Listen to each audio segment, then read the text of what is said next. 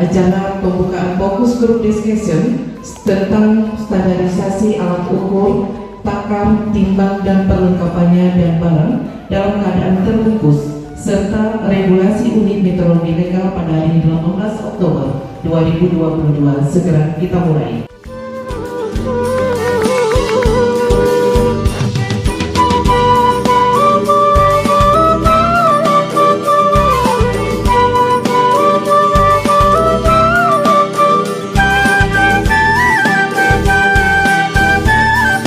Untuk melindungi masyarakat dan pelaku usaha, maka meteorologi dibagi menjadi 3 kategori epidemiologi ilmiah berkaitan dengan sampel nasional satuan ukuran.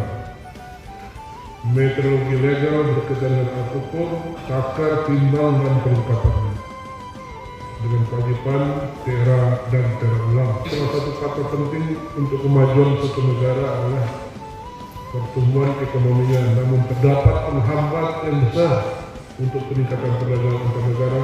Salah satunya adalah technical barrier to trade atau hambatan teknis perdagangan.